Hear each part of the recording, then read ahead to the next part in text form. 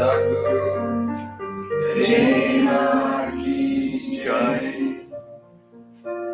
Jai Gurudev.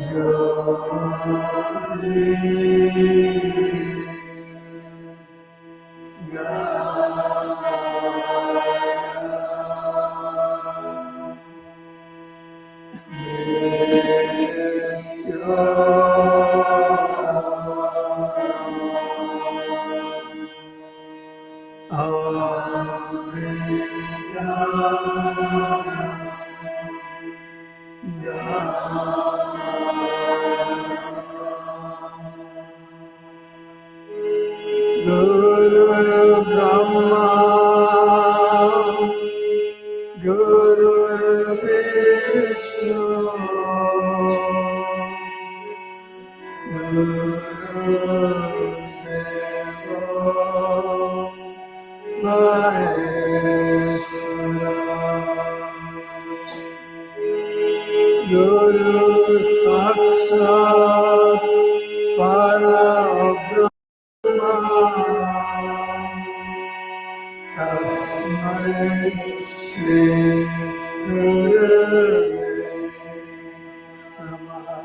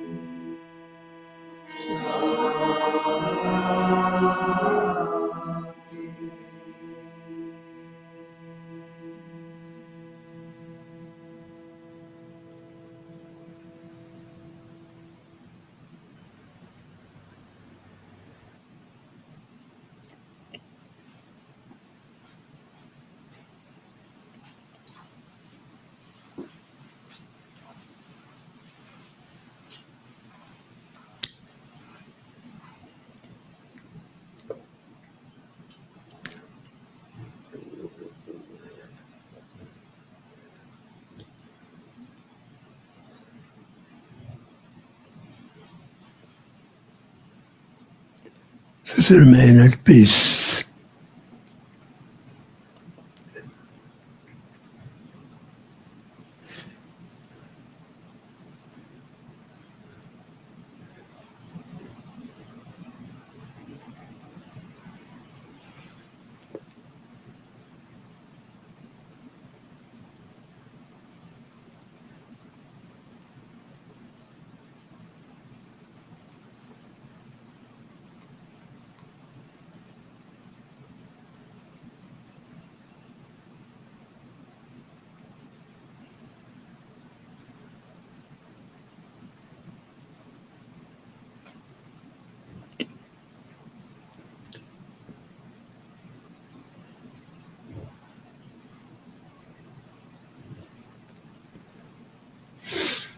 Meditation is not doing something to get somewhere. It is about witnessing the doer, the time-bound ego mind, the thoughts.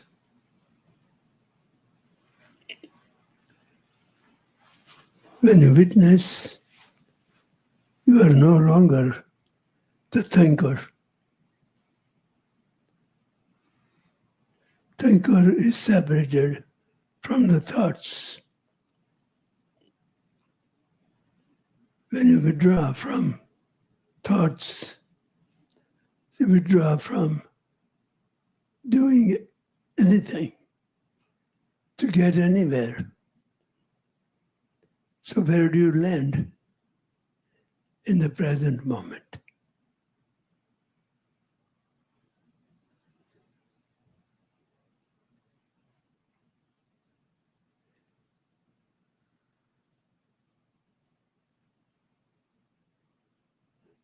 So that is how simple meditation.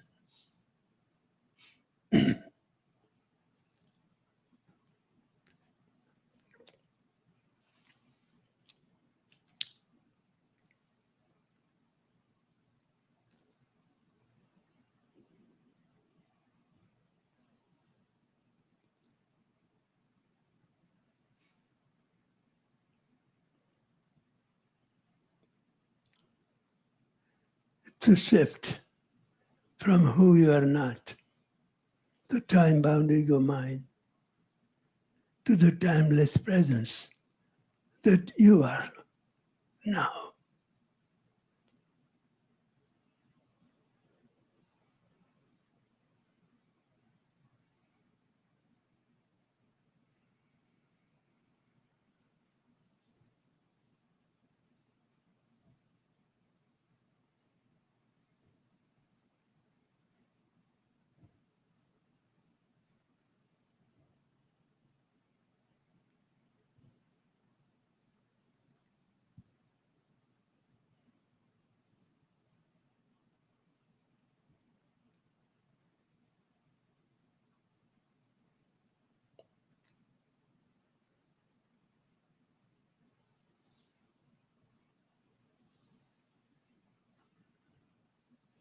Experience the stillness, peace,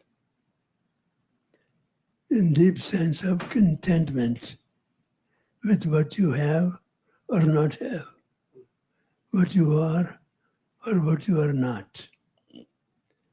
Means accept what is as is.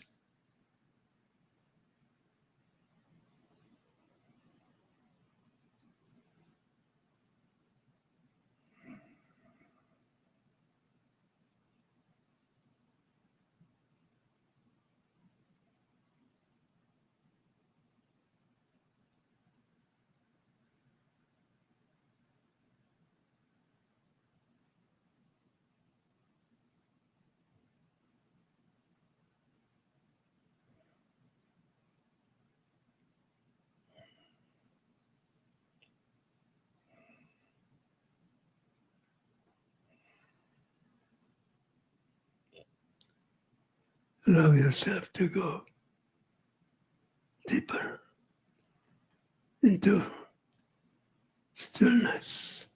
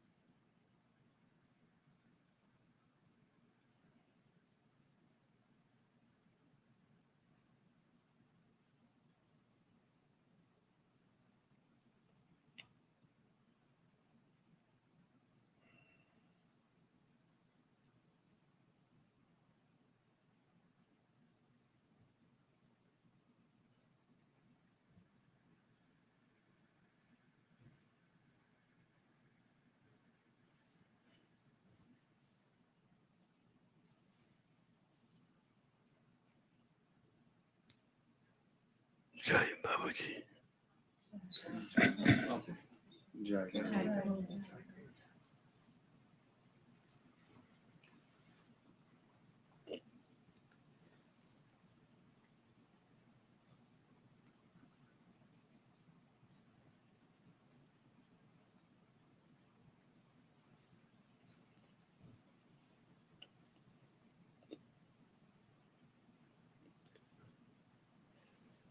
Every time you identify yourself with your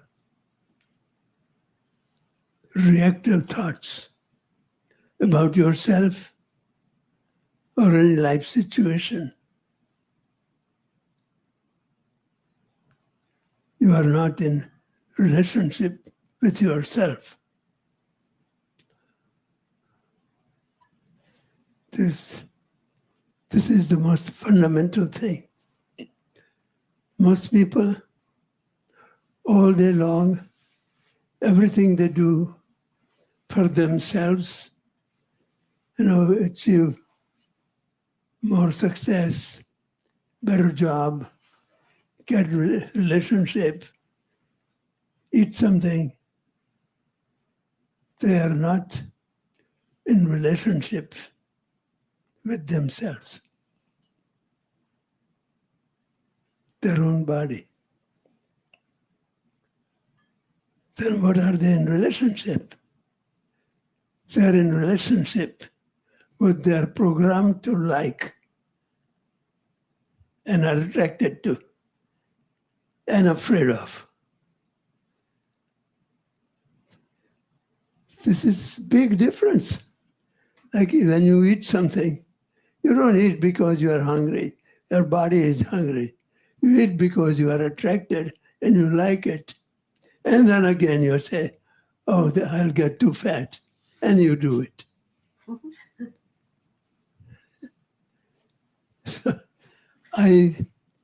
This means ego mind is not in relationship with the body.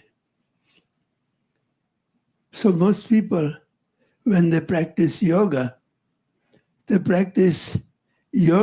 the ego mind that tells body what to do. It's not talking to the body. It talks to the body that when it is flexible, it says, like you. When they face edge in the body and somebody is doing better, I hate it. I'm too fat. You see, your ego mind is not in relationship with your body. It's in conflict with your body. This is very important. People do this to themselves in everything they do. But they think this is all normal. Your body is the abode of the ego. So how is it the abode of the ego? What we call PTSD, post-traumatic stress disorder, is any of the childhood experiences you had about different foods you like or don't like, different colors you like or don't like, shapes you like or don't like, all this, and mother you like or certain things you didn't like. Everything is in your PTSD. And all life, we are trying to recover from that unresolved memory events. Otherwise, if we don't resolve it, you will keep playing the same memory and go for what you were programmed to like and try to find it and programmed to afraid and think about the fear of not having enough, or somebody will take it, or I don't want anybody to disown me. This is amazing. We do this to ourselves all the time. Means we relive our unresolved past and try to this time make to get what I want and avoid what I fear. But what I want and what I fear is not outside. It's inside. That is the problem.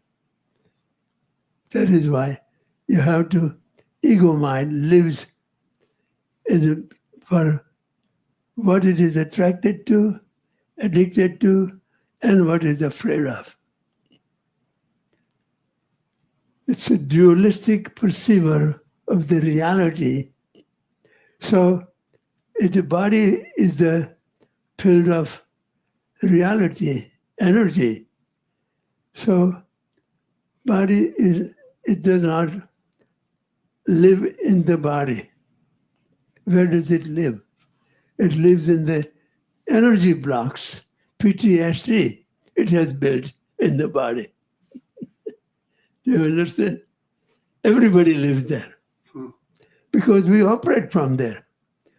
But I don't call it PTSD because I know it has everything that has happened in your childhood and all along the way is PTSD, means post-traumatic stress disorder. Where is it? It's not somewhere in space. It is built in your own body in the form of energy blocks. Do you understand? So when you had some bad experience, you don't like it, your father abused you with something negative he said about you. What happened? Your mind didn't like it, you resisted it, you feared it, nobody loves me, and all of a sudden nobody loves me. Father didn't love you. The ego goes all the way. And then what happens? That your brain hears that and converts it into, and then you hear it and you believe in it, that that's what happened.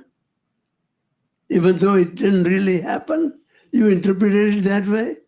But the way you interpreted it, that's the way your attention goes into what you like or what you're afraid of. And the energy, your female energy, follows your attention. And material energy is used by ego to materialize its thoughts. If you have angry thoughts when somebody insulted you, even though they didn't made you angry, you interpreted anger, your brain will create, use big chunk of energy. If it is fear, it takes a big chunk of energy and turns it into chemistry of all the poisonous chemicals in your body and builds energy block. This is why it is called memory stress. I call it memory. Ego mind has been building memory stress, emotional memory stress disorder, or PTSD. And it lives all its experiences in the form of energy block. And then in future, when somebody triggers because they look alike or you see similar, like a perfume. When you saw, like you had a boyfriend and he had a certain perfume and you had a big conflict with him, you won't like that perfume. If somebody wears that perfume, it will remind you of your boyfriend and the conflict. So ego mind works through look-alike memory events and relive the past again and again. And then it's not free. You are abusing energy of your own body to live in it and believe in it. This is what happens all the time. So then if you have a lot of stress, you have played this cycle too many times after it happened.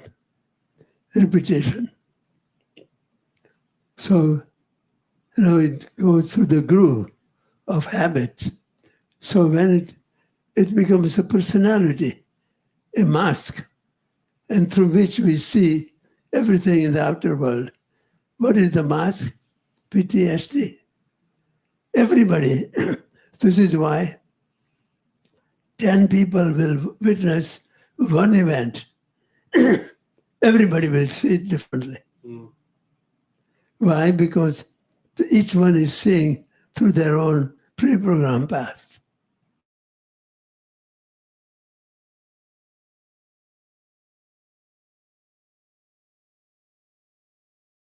If you don't understand this, before this, you just didn't think anything about this. You just lived that way. But once you understand this, it opens the freedom from it too. So that is what I realized in my early years, awakening years. And I saw that everybody does that, and I did that too. So what I thought was, what I think about my body is who I am. And if I was slim, I wanted to be a little more plump like other boys. I didn't like myself. I wanted to be a little heavier. So that is why, like if the girls are too fat, they say, oh, I want to be slim. So all these opposites are built into your persona, the mask. And that's how you see yourself and you see the life. Because everything that you see about the other is subjective perception filtered through your own memory mask. And then, if you believe it, you are the victim of the same vicious cycle you are reliving. Do you understand? Why would you do that? Only reason you will do that is you don't want to take the responsibility for what somebody is disturbing you. You want to hold them responsible. You do not know that you are not disturbed. Your memory event of the past that you carry as myself is disturbed. Do you see the difference?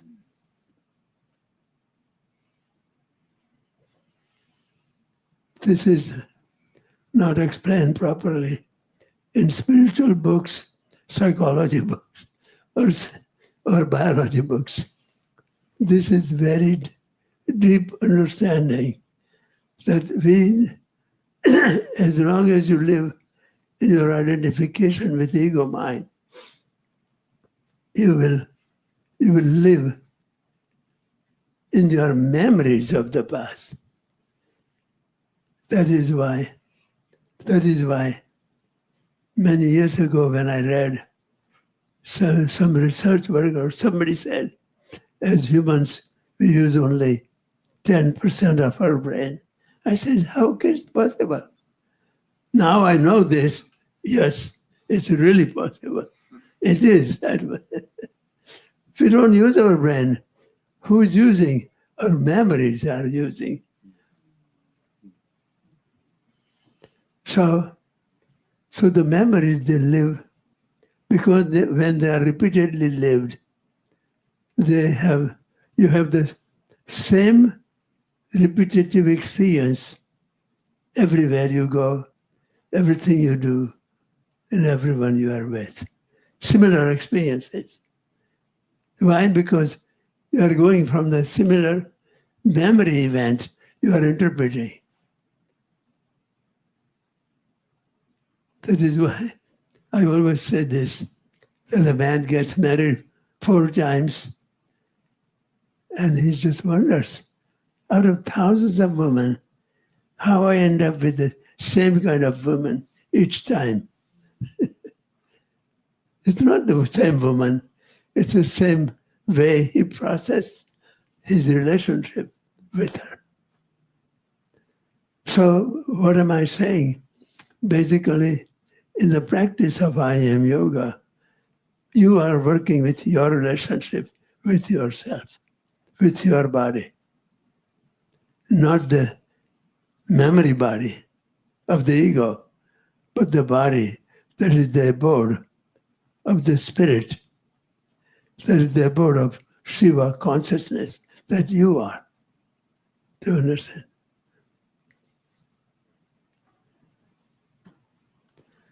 So maybe today I want to start asking actually of you. I want you to tell your experience. See if you understand and how you are going to use it, this understanding, and how you have seen it before, how it has changed your perception. And many of you have already started this, but this clarity is very important, how it works. So, who would begin?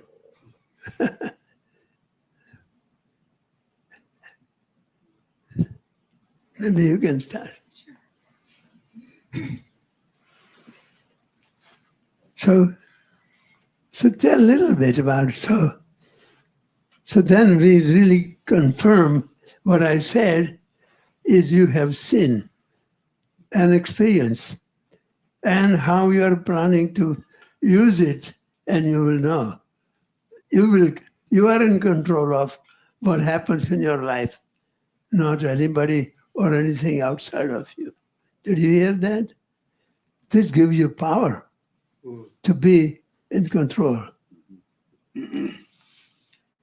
Without controlling, that's part of it. So I am very accomplished professionally, Right. and in the past, and it's repeated, if I am challenged by another person, I will get physically angry at them. And it's a particular kind of person. It's not everyone, but if I am challenged by them, I get physically angry and have an emotional reaction. And that has happened time and time and time again. And so I know it's me. But I don't know what to do. I don't know how to process that. Right. So this is what happened to you.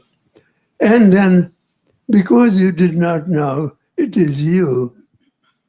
Right. But it is which part of you? Yes. Because there is two parts of you. There is you and there is memory you. PTSD you. Yes. And PTSD you hears it through its memory. And you didn't hear. So that is what also Christ said. At one time he was talking to a group and he said, if you have eyes, see. If you have ears, hear. That's a strange kind of statement, talking to good people who have eyes and ears. What was he really saying? He was saying that as humans, he was talking to human beings, those who see through the memory eyes and hear through the memory ears. Do you understand? Look, he was very deep, but people read this and they don't understand. That's what I'm explaining. Go ahead. No, so it's happened repeatedly, and I get very angry, and I start to shake, and I'm like, what is this? Why am I so physically disturbed by this? Keep a little closer. Yeah, why am I so physically disturbed by this? So I recognize it in myself. And so now, what do you see now through this understanding? Yeah, it's me. It's me. And So, it's what's ever happened in the past, right? And And I understood that before, but I tried to like rationalize it before and figure a way out or a way through. And so what we traditionally say is, forgive him. Right. This is not, do you see the more deeper meaning? Forgive him for making you angry. Right. That doesn't do the job. No, and the saying is, forgive them for they not know what they do, right? That's the very Christian thing to say. Yeah. And it's like, yeah, 'cause that person doesn't know, but it's me. And then Christ will say, give them another cheek. Okay. I mean, how would you give your memory a check? Thank you for sharing. Okay. Anybody? Yes. So you should see very clearly, so you get it in your life and really practice this, because you will see big difference in your relationships. Big difference. So much so that you begin a new life. That's how big this is. Yeah, Gurudev. So,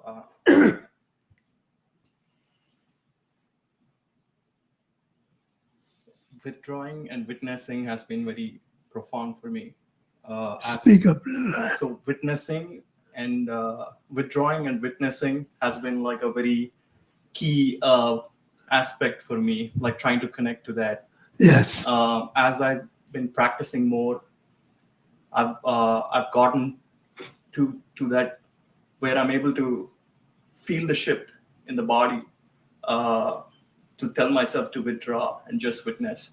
So and that way I'm able to disengage from a situation or the thoughts that are coming at that time. But this morning, the sadhana was amazing, and but I was getting some thoughts, and I was wondering, do I need to continue, because I was witnessing my thoughts, but at the same time, I was feeling that I should not be feeling this way. I need to feel in a positive. It was some negative thoughts, and then I was feeling I need to not think this way. So I wasn't sure if I were to continue. So witnessing means accepting what is as is, not judging it. So then if you just do that, then that problem disappears. So just allow it to pass, because something was coming in me and saying, No, that is another thought. right. You're not witnessing it. I know. I was thinking, was it a thought or was it a feeling? Is what I wasn't understanding. Yeah. So the thoughts will be there, and that is what you are witnessing. And so you continue to witness that thought also, because that is the thought from your past, from your memory. And that is what meditation is. This is the most important thing about meditation. Most people think meditation will make me peaceful. Yes. It'll make you feel relaxed. Yes. It'll make you feel creative. Yes. But the real meditation is to shift your identity from ego mind, you are not, to the timeless presence, God, that you are. Do you understand the difference? People don't know this. They meditate all their life, and they don't know this. This is the real one. If you do this, all other will happen. But if you do other one of this will not happen. Yeah. See, this, I haven't read this in meditation either, and I'm in the books on meditation. This is so central. That's all meditation is about. That is why Patanjali says, yoga happens when you witness your thoughts and withdraw from them. Then where do you go? When you withdraw from your thoughts, from the memory mass, what is below that? Your timeless presence. So God is mass ego. And you unmask the ego, it's God. And meditation is the switch. Then, and the identification is the switch. And meditation is unswitching. Yeah. So how are you finding your past relationship? And when you were, when it is identification with your memory mind. Every day has been a very learning experience, and it happens like in waves, I feel like. But I can clearly say, like, Right, I'm that's beautiful. heading in the. Right, continue to be aware. Mhm. So when somebody is insulting you or abusing you with some other way, just ask, who is abuse? I mean, that's a strange question. Oh, I am abused. No, wait, relax. Witness your thoughts, what you want. And so you're witnessing what thoughts? From your memory event, from the past. And all the angry thoughts, know that, oh my God, this came from my memory thoughts, from my past. And if I take it seriously, I will be hurt. Even though what he said was not heard by me, was heard by past, I will still hear, because hurt will go in the body in which I live. I'll be hurt. Okay. I do think I did witness it, because at some point it dropped. Now it came back. I was thinking about it, but it dropped. And thank you for the amazing savasana. It was, I was in another world in that. I felt like I was like dropping, sinking wherever I was. So Gurudev, thanks again for all the teachings. And it's been This is important that you're practicing this in posture of consciousness. Yeah. And that's another thing that Patanjali Yoga Sutra has never been understood. In all these years, in the history of yoga, even in India, Patanjali Yoga Sutras have not been understood. Why? Because it was perceived, even by the great enlightened masters who wrote commentary, they did not see the Patanjali Yoga Sutra as a manual of practice. Why? Because they were karma yogis or gnana yogis.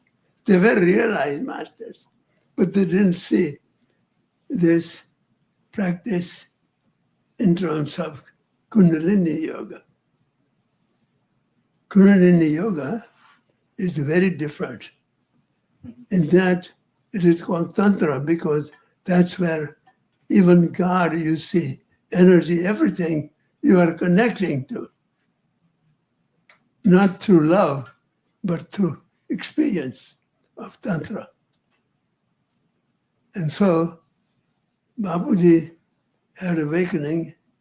When he had awakening, I had seen him just a few months before, and he lived in a town called Rajpipla, and that's where he had awakening. And his body will do. He was heavy, about, I don't remember, but very heavy at that time. And Kundalini will make him do many, many postures. So he was smart enough to get one of the photographers to come and take the pictures. Yeah, these pictures, you see. So the photographer was there. So he took hundreds of pictures. Bapuji just, his body, he never learned this yoga in this kind of way.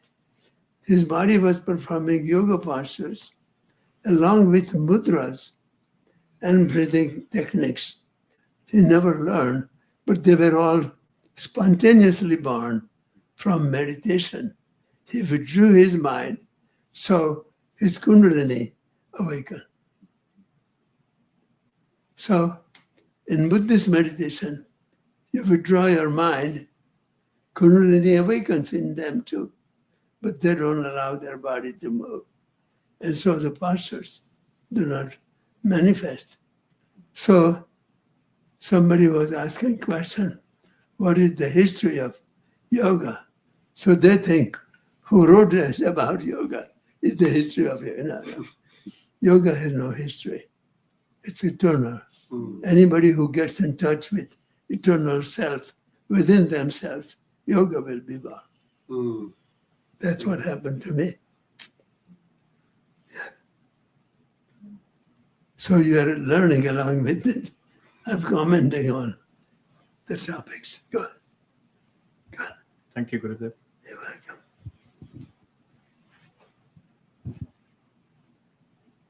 So it's not only Kundalini does yoga postures with its own innate intelligence. It guides you in everything. It gives you all the powers, psychic powers, that is explained in Patanjali Yoga Sutras. Bapuji, he could see what's going to happen just like that. So one time Bapuji told, so keep some lunch, some guests are coming. And then two people came very well. And they didn't know, how did he know this? But then Bapuji told me, he says, I had to pray not to go there. Because then it becomes the ego project, become more powerful. Look, I am powerful. Then ego begins to take over. So one time, I had an amazing spiritual experience. I was very young. And we lived on the second floor. And I was on the second floor veranda. And there was a snake charmer on the street, about 100 feet from me. And he was playing the flute. And I know they take the teeth away from the snake, so snake cannot bite him. So he was playing a very special flute with a special sound. So the snake likes it. And it just does the dance like this. So he was playing. And I was trying my powers. He said he cannot play that flute. And all of a sudden, he took his flute off, wondering what happened to this. So next time I went to Bapuji, I told him very twice, it happened, I'm doing it. I stopped this juggler, the Madari, the snake charmer, stop his flute. He became serious. He says, never do that again. Yes. And that is the way. And here in the West, only when you have these powers, you are declared as a saint. It's very different. So Bapuji never showed any powers. Can you imagine the powers he had? 12 years of silence and meditation and all these things. He had enormous powers. But he never demonstrated anything to anybody, not even that now. Okay. Maybe you can sit.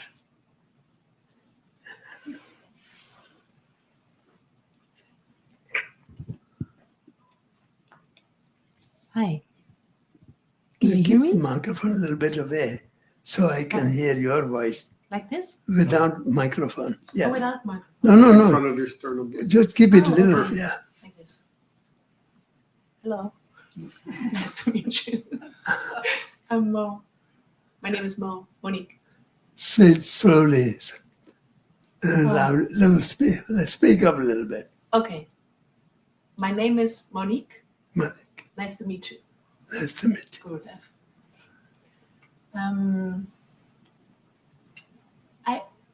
I had a question before I share. I'm not quite sure what I'm going to share, but I've been really intrigued by the temple in this painting. Behind you, there's a painting. Well, obviously you're aware of it. And it has water and a temple, and I've been drawn to it, and a waterfall, and I was wondering where that is. You're able to see temple? Is There's that- so in the back of the painting is Kaivarohan. Oh, So yeah. she said she's been looking at the painting and she's intrigued by the temple. So if you could share where it is and a little bit about it. Oh, God. Yeah, that is the temple where Bapuji's body is buried in Kayavarohan, and in Malav rather.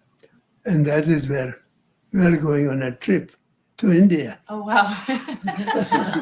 That's where we'll be staying. Okay. And we have taken trip there many times. Ah, And because that is our Bapuji's place. oh, And Dadaji's temple is built there. yeah. And when we go there, we have amazing experiences, people who come there. Yeah. Okay. Sounds beautiful. I'm intrigued by it. And As, last time we went, isn't the last time when we had 80 people with us? 80 Wow. people came with wow. us. It's amazing. I lived in India for a while, and I miss it. It's been a while. I lived in India Oh, when I you was did? younger. Yeah. Where? I lived in a small village called Maswat, which was close to like Pune, like 5 hours from Pune, from Bombay. From Delhi, No, Mumbai. Mumbai. Yeah, 5 hours land inwards. From south of Mumbai? No, east. So you go, like, East. you travel by bus or Yeah, however you yeah. travel, like six Yes. hours from Mumbai. Oh, Yeah. What did you do?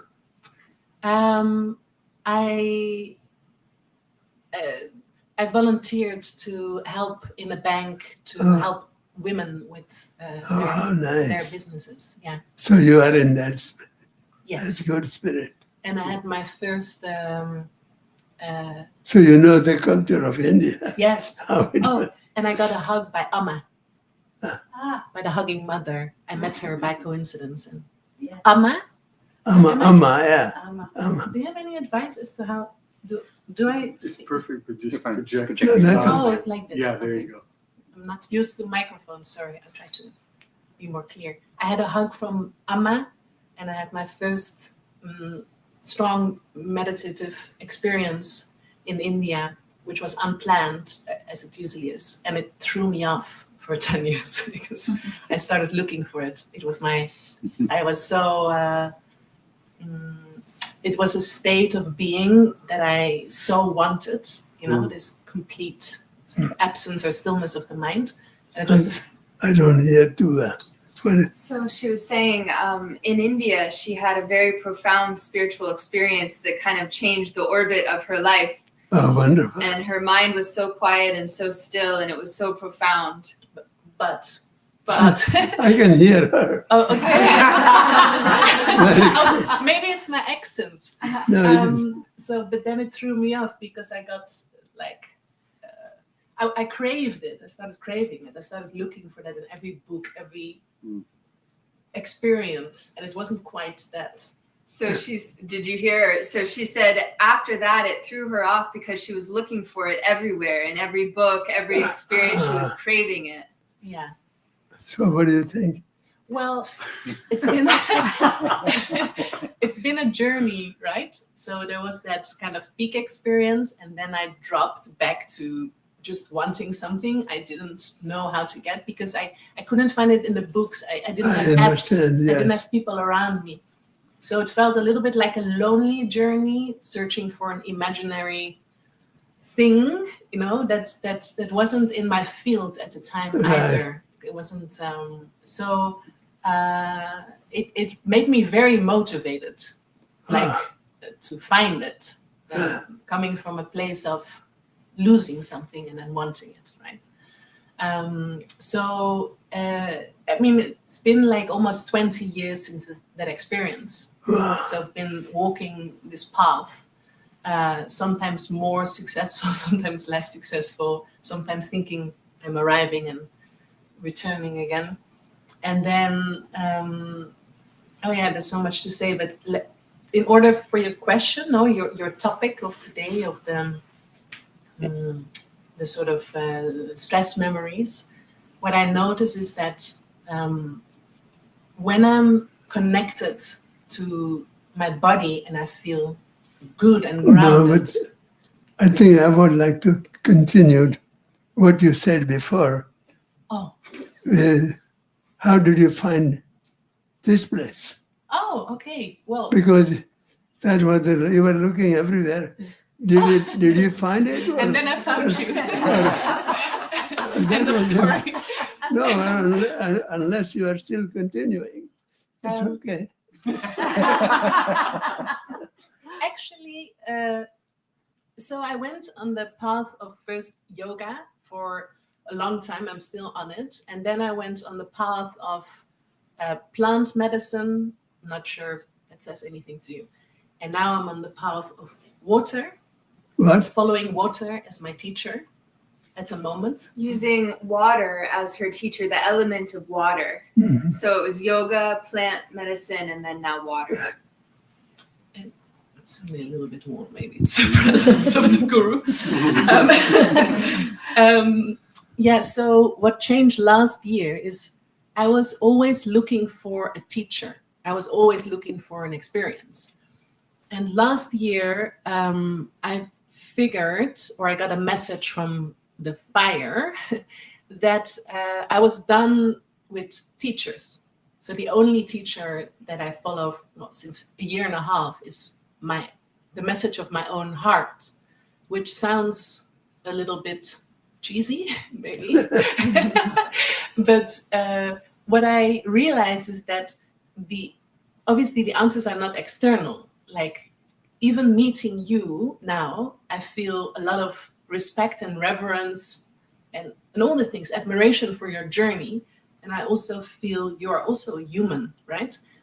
And this is a testimony to the journey, whereas before I would just, I don't know, fall at your feet and, be very much putting people on a pedestal, putting experiences on a pedestal, right? Putting teachers on a pedestal. And since I figured, or I felt in my body like, no one has answers. They're here. They're only here. A lot has changed. So I still have the water as a teacher, I guess. I'm still following, having a dedication to her. But also, after turning every stone for so long and looking for so many things and having all the experiences and, like accumulating more wisdom, that's all doesn't matter, right? Like it's what you feel, how you feel. And then the ultimate teacher is love, because that's the truth that I know and that I can trust. So with that realization, the search stopped. So I'm here by coincidence. Well, not. I know So better than that. how would you get in touch with love? Oh, I like that question.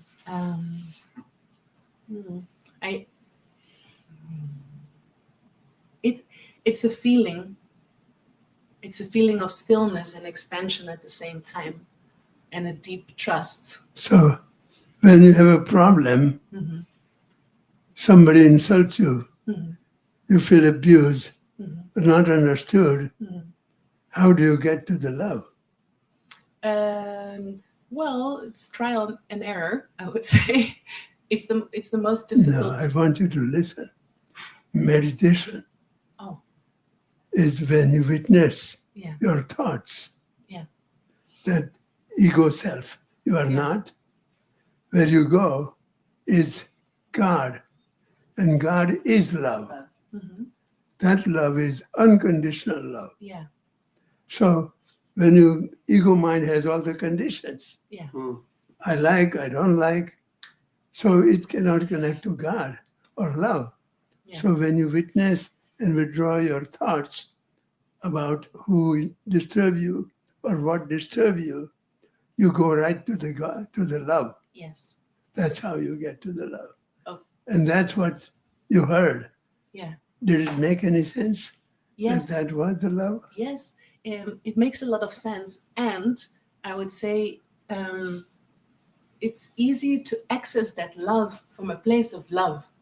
But the topic of today is more like what happens when you're triggered by memory events. Exactly. So then I think that is the practice, because when you're all feeling this, already, love can flow through. There's expansion, there's unity. Yeah, but that love has to be unconditional. Yes. Means I have no conditions for you to love me. Means you can be yourself 100%. I love you. Yeah.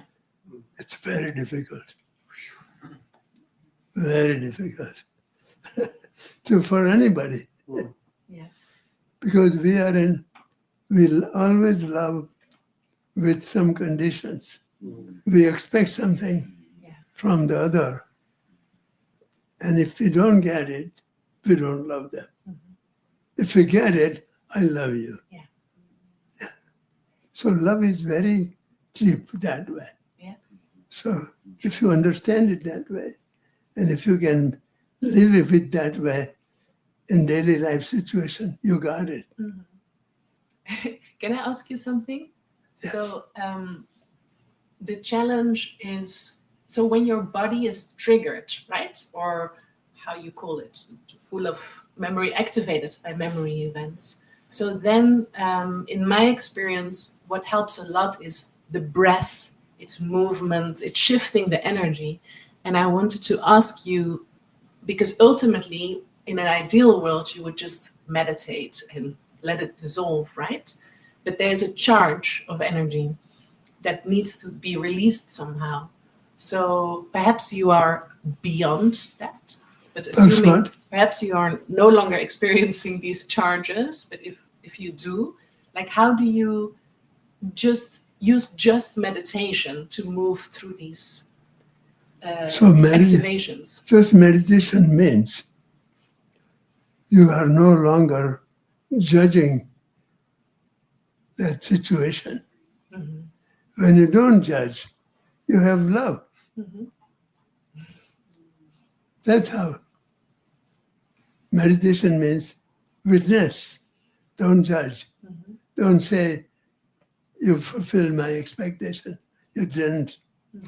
You are not for me. You're for me.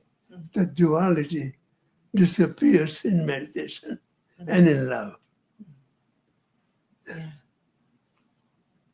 So love connects you, God, the meditation connects you to God Yeah. and love. Yeah. So that's why Christ said, God is love. Yeah. But that's not the love that we talk about. Mhm. It is the unconditional love. Mhm. It does not choose for or against anything that is present. That's how it loves. That's how God loves us. Look, we do all messy things. God accepts us. Yeah. Anytime we accept Yeah. God within us.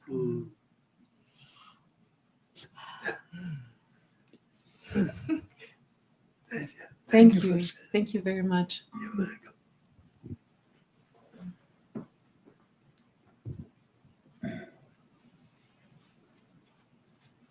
Anybody else?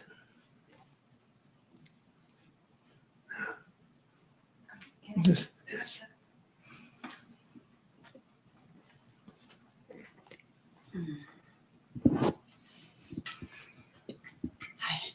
Thank you. I want to talk about my body because I barely feel anything in it at all. You what? I barely ever feel anything or connection to my body. 10, 12 years ago, I got really bad cancer. And I had, prior to that, gone through all my PTSD and meditation and all this wonderful stuff and worked through all the past shit and all the horrible upbringing I had. My life was going good. I'm practicing with God every day, living life one day at a time, doing the next right thing. And I get cancer and it ruins I allow it to ruin my life.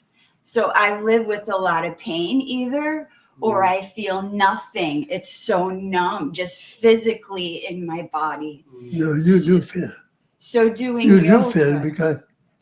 So do you feel tired? I mean, Do you feel yeah, sleepy? Sure. Do you feel hungry? Yes. And these are all feelings. You are connected to your feeling. Wherever it is survival feeling, your body is there. It's full of fear. Full of fear. But then fear that is built in the energy block, it makes your feeling body more insensitive. This is why people who have feeling blind, they eat more than what they need because they don't feel fulfilled. They Sure. keep eating as if they want it. Filling a hole. You would Right. be someone is filling Right. a hole with something. And so when you have too much stress, you don't feel, but you feel survival things you still feel. Sure. So I that, avoid. yeah, I retreat is what I do. because the sensitivity of the body gets blocked. But I don't want you to believe that it's all gone. If you understand, you can get rid of the fear and energy blocks. It will come back. That is what I want to tell you. So, but you don't put it under big blanket like I told you, you are able to. You do feel hungry, you feel it. It is in your body. It's not coming from your mind. When you feel sleepy, when you feel tired, when you sneeze, it's a feeling. So all this, there are many feelings. You cannot be completely out of it. Yes, so work on what I just said, meditation. And now let go of the fears that are blocking it every time. So do one thing. Anytime you have any thought at all about insecurity, fear, self-rejection, approval from somebody, love from somebody, any thoughts like that, to say no, because that is from your memory blocks in your past. And when you gradually let go of it, your blocks, energy blocks, begin to go away. They keep coming back. They will come back. But part you got rid of, because there are many layers. Yes. So if you let go of one layer, the other one will come up. But it's not the same. Yes, I understand If that. you know this, Maturity changes. If you know this, then you will not say, but it comes back. It's not the same. This is very important for you. If you say it is the same, you're done. I should say it's not the experience doesn't feel the same when it reoccurs, like the PTSD. Yes, I'm it is able bad. to manage differently. I react differently to that in my mind than I used to through meditation, and I can pause and I can take a moment and I don't have to react inappropriately. I've been able to learn to do those things, but these energy blocks, it's overwhelming. I feel like No, it's, this it's is- constant. It's always working on. No, what you are saying is natural for everybody. You are conscious, that's why you are feeling. People who are right around you, very close one to you, they do the same thing, but they're not conscious about it.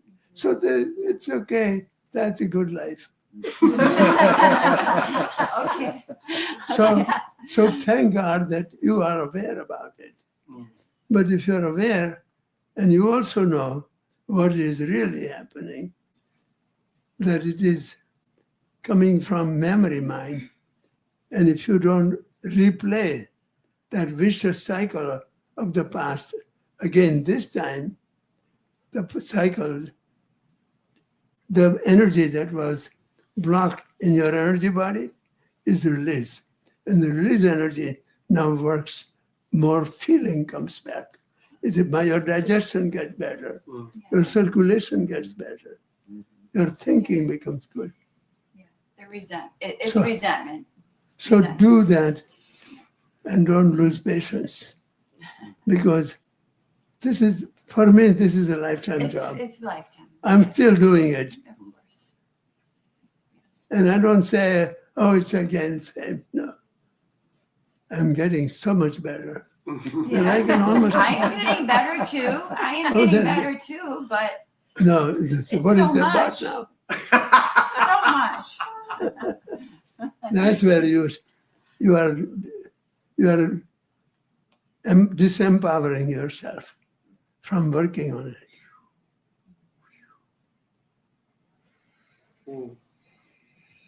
I don't think I matter or am necessary in life. That's my underlying belief. But I don't know where it came from. So explain what you said last. What do you mean? I don't think that there's any purpose for me to be here in the now at all. There's no vitality for life. No. It is, you are believing from your pre-programmed past. And it is not true. If you believe it, it will work just that way. Yes, I understand. Yes. I want you to know that is, you can let go of it. That's all. These are so important for everybody because everybody goes through this. Hi, can you hear me? I'm not one to get on stage.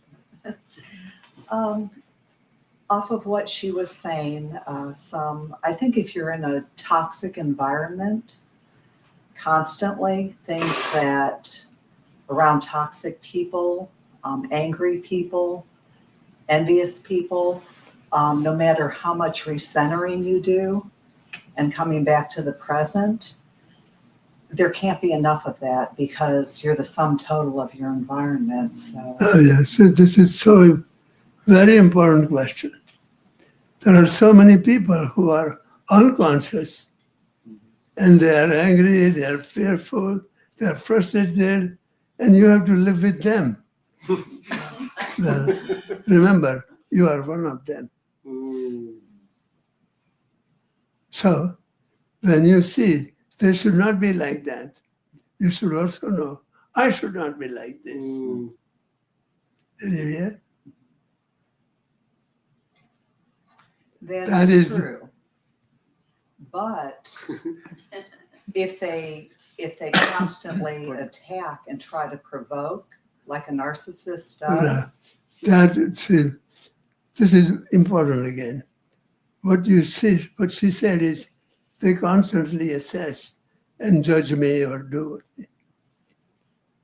What would you do about that? I think at some point you just need to almost leave and go to a more positive place because you can only be so No. positive in a toxic, like if you're in a constant war zone That is, and that is people are shooting at you, there's only so much deflection you can do. no, but that there, I would do that too. I would do that, Okay. but not all the time. In every case, Oh, of course not. there are many places I need to get away from myself, my past, and do that also. So when you will be like if you are with a very loved one and you just let go, but he won't let go all the time, because he's so addicted to his habits and personality. Then you try, and you try, and you try, but then when you have tried to let go yourself, but it is not working out, you can change. But you must try. So that's to your practice. You practice awareness. So you didn't hurt yourself because while he was hurting you. But to be in a harmonious relationship, there is possible. I would choose not to be with that person and change it. So that is why you must live. So if you are in a right kind of people, those people will not want to be with you anyway. And they will not be, they'll be very uncomfortable with you. If you were very peaceful. Yeah. He's provoked. Right, they will not be comfortable. Thank you. So you will attract the kind of company you deserve. So anyway.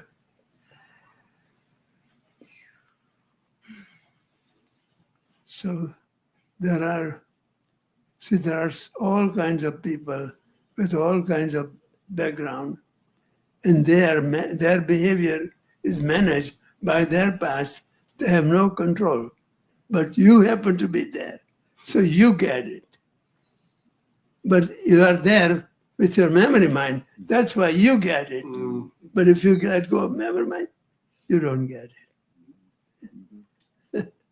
So, but to that also there is a limit. If it is not working for you, there are other ways. That is why living in a healthy community with like-minded people is very important while you are growing. Yes. See, that's why I want to build a community. I'm looking for property, and we have found nice properties, but it's too expensive. For people can live together in a community. And now things are going to be so expensive, food and cars and houses, that I think these communities are going to grow up everywhere. It's required. So people will grow their own food. They'll create their own natural heat and light facilities.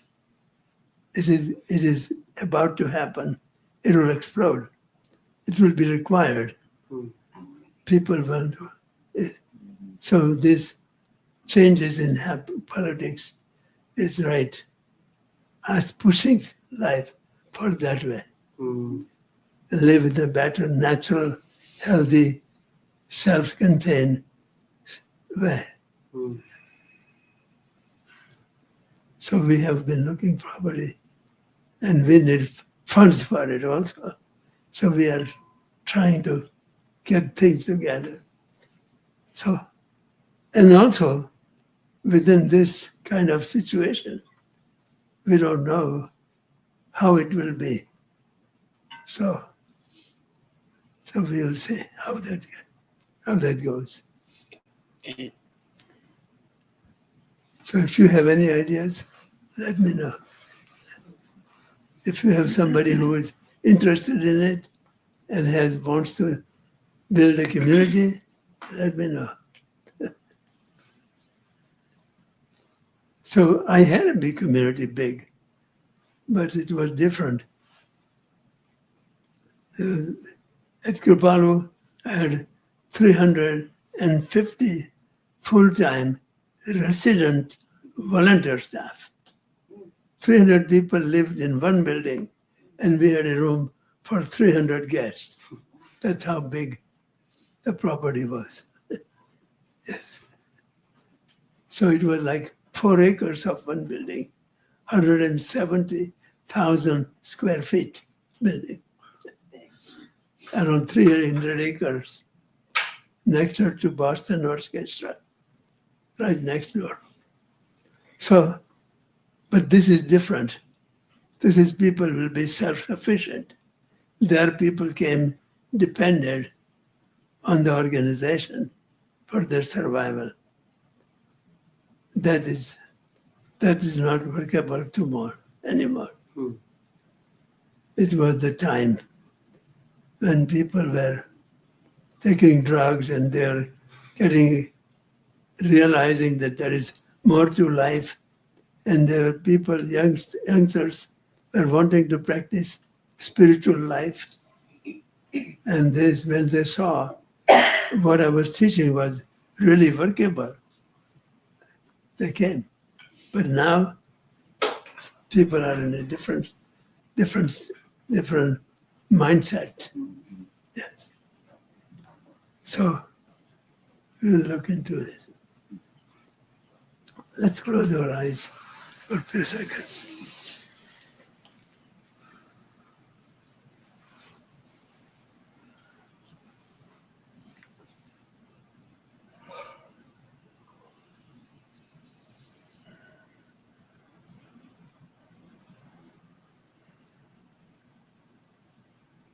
See if you can just, knowing the truths, hearing what you have heard, see if you can just close your eyes and just drop into stillness.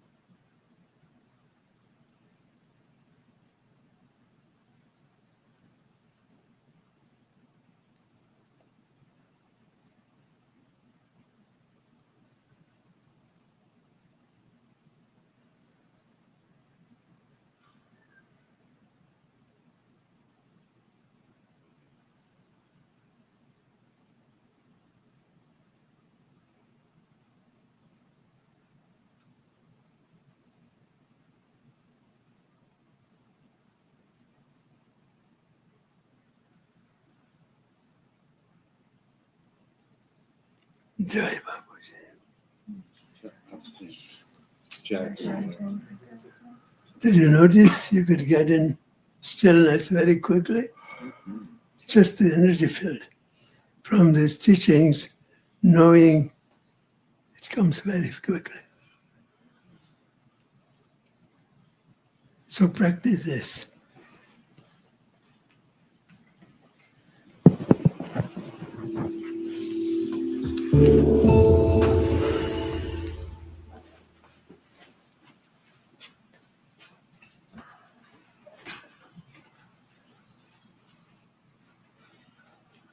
Bolo Shri Sadguru Deva Ki Jai.